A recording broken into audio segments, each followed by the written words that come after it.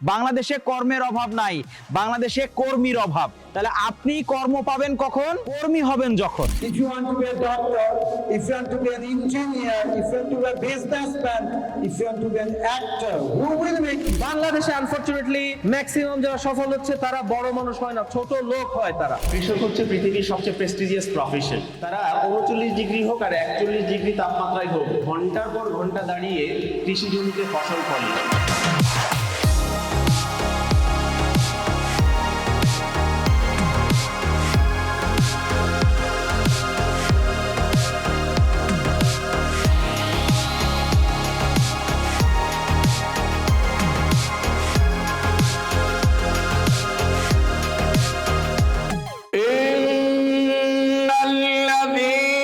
كذبوا بآياتنا واستكبروا عنها لا تفتح لهم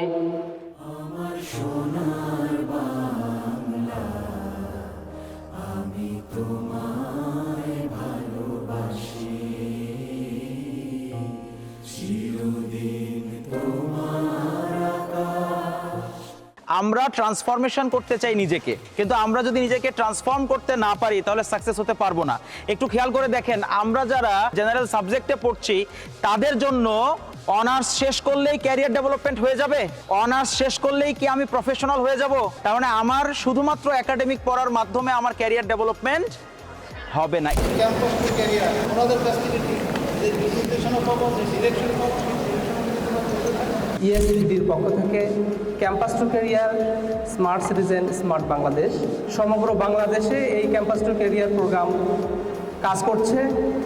এই campus two career প্রোগ্রামের মাধ্যমে একজন স্টুডেন্ট একাডেমিক পড়াশোনার পাশাপাশি তার ক্যারিয়ার তৈরি করার জন্য যে ধরনের স্কিল তার গ্রহণ করা দরকার, সমস্ত কিছু আমাদের ক্যাম্পাস টু ক্যারিয়ার প্রোগ্রামের মাধ্যমে তাদেরকে সহযোগিতা করে থাকি।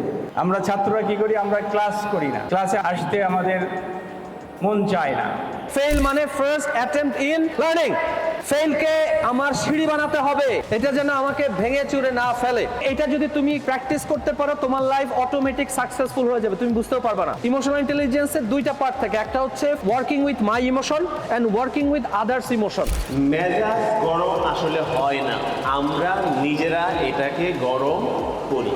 আপনাদের বাসায় হয়তো বা কম বেশি সবারই আয়রন মেশিন রয়েছে, ইস্ত্রি যেটাকে আমরা বলি। আয়রন মেশিন নিজে কখনো গরম হয় যদি প্লাগ ইন না করা হয়?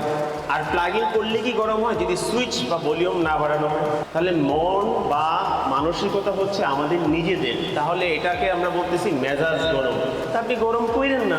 শুধু এ প্লাস পেলে চলবে না, আমি যে পারি জানি সেটা প্রুফ করার জন্য সেই ক্যাপাবিলিটি কোয়ালিটি আমাদেরকে ডেভেলপ করতে হবে। এখানে এসে অনেক কিছু নতুন শিখতে পারলাম এবং আমাদের ক্যারিয়ার কি করে ডেভেলপ করতে হবে বর্তমান যুগে সেটা নিয়ে অনেক শিক্ষণীয় কিছু আমরা দেখলাম এখানে। থ্যাঙ্কস টু ইএসবিডি আমাদেরকে এত সুন্দর একটা প্রোগ্রাম উপহার দেওয়ার জন্য।